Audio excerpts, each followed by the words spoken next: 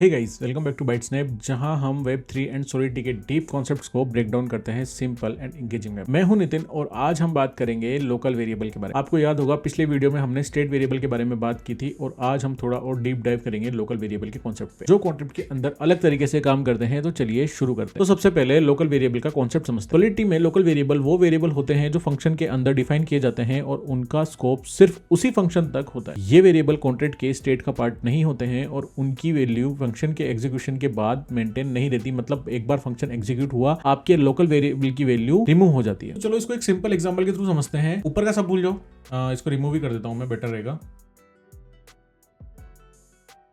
Okay, तो local variable देखो, local variable कुछ नहीं होता। हमने एक फंक्शन बनाया 8 नंबर्स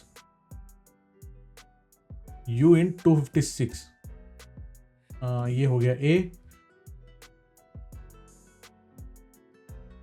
और हो गया b। ओके, इसको मैं पब्लिक बना देता हूं अभी के लिए, प्योर भी बना देते हैं। रिटर्न करेगा, क्या रिटर्न करेगा?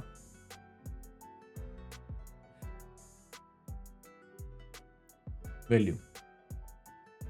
मैं सिंपल करूंगा, इन दोनों का सम निकालूंगा। u int 256 sum equals to a plus ये जो है ना वैल्यू, ये है आपकी लोकल वेरिएबल।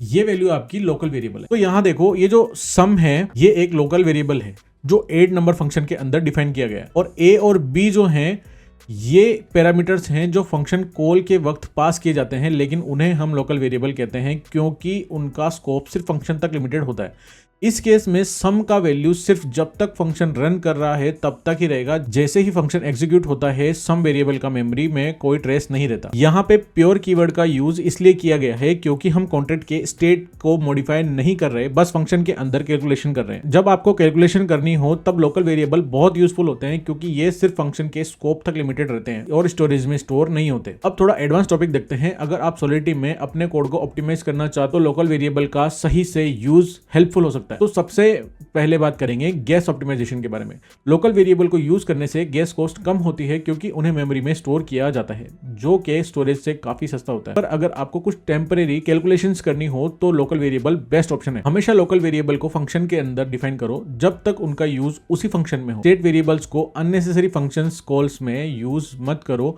जब तक उनका वैल्यू डायरेक्टली चेंज करना जरूरी ना हो। अब हम देखते हैं कुछ कॉमन मिस्टेक्स जो बिगिनर करते हैं लोकल वेरिएबल्स के साथ।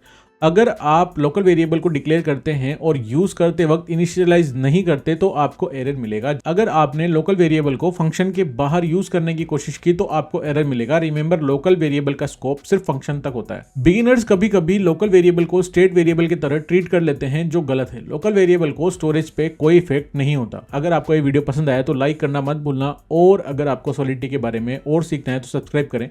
हमारे चैनल पर आपको हमेशा डिटेल ट्यूटोरियल मिलेंगे जो आपके ब्लॉकचेन डेवलपमेंट जर्नी को आसान बनाएंगे। See you in the next one.